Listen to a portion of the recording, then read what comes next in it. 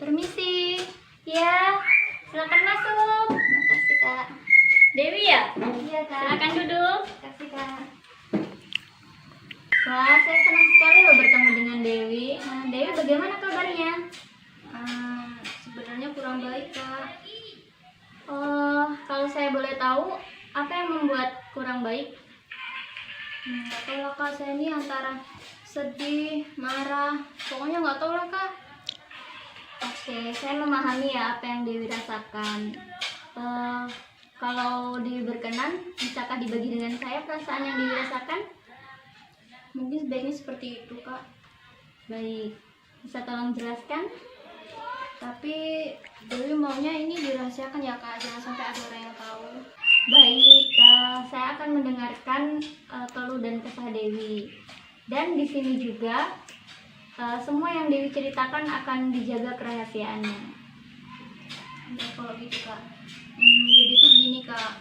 Saya tuh akhir-akhir itu tuh nggak betah di rumah. Soalnya ya saya tuh suka marah-marah sama saya karena hobi saya yang suka dengan K-pop.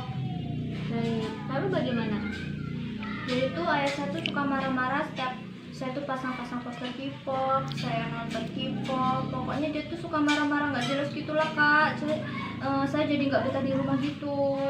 Oh baik, kalau begitu bisakah Dewi jelaskan bagaimana tentang perasaan marah Dewi? Pokoknya tuh ya saya tuh jengkel, kesel, sebel. Pokoknya semuanya tuh jadi satu di sini gitulah, Kak.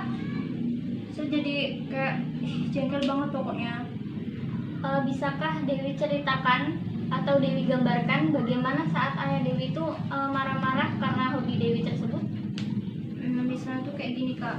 Ayah saya tuh suka bilang, kamu ini K-pop terus, udah kelas 9 bukannya belajar, malah K-pop terus gitu, Kak. Jadi saya tuh sebel, makanya saya nggak betah di rumah. Oh begitu. Kalau begitu, apakah yang Dewi lakukan setelah ayah Dewi itu marah-marah? Saya tuh biasanya cuma diem aja sih, Kak. Cuman kadang saya juga marah balik, karena kan sebel banget, Kak. Menurut Dewi, apakah dengan Dewi melakukan hal tersebut, Dewi merasa puas atau merasa nyaman dengan cara tersebut? Sebenarnya enggak, Kak, karena saya tuh orangnya apa yang saya inginkan tuh ya harus didukung. Makanya itu yang membuat saya jadi kayak gini, Kak, nggak betah di rumah. Begitu. Kalau begitu, apakah masalah Dewi itu tentang bagaimana respon ayah Dewi dengan hobi Dewi tersebut? Iya, Kak, jadi saya tuh bingung harus gimana caranya agar ayah saya itu tuh nggak sensi dengan hobi saya ini. Ya, jadi bagus sekali ya. Di sini Dewi sudah memahami apa yang menjadi masalah Dewi, apa yang menjadikan ayah Dewi itu marah dengan hobi Dewi. Iya, Kak, jadi saya tuh ingin sekali ayah saya itu tuh bisa menerima hobi saya dan tidak melarang-larang saya lagi. Tapi kok rasanya sulit sekali ya, Kak. Bagus sekali ya keinginannya Dewi. Saya senang sekali mendengarnya. Lalu apakah Dewi sudah memiliki cara tentang bagaimana kiranya ayah Dewi itu bisa menerima hobi Dewi? Saya masih bingung, Kak. Apa yang membuat Dewi menjadi bingung? Saya tuh takut kalau misalnya saya membahas masalah hobi saya, nanti ayah saya marah lagi dan semakin tidak suka dengan hobi saya itu. Apakah Dewi sudah mencoba dan sudah berusaha? Rasanya belum sih, Kak. Baik. Jika saja belum mencoba, lalu kenapa Dewi merasa bahwa hal itu tidak mungkin terjadi, atau Dewi merasa itu akan semakin menjadi hal yang merumitkan? Iya, benar juga sih, Kak.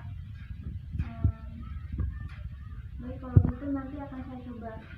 Baik, kira-kira rencana apa yang akan Dewi lakukan?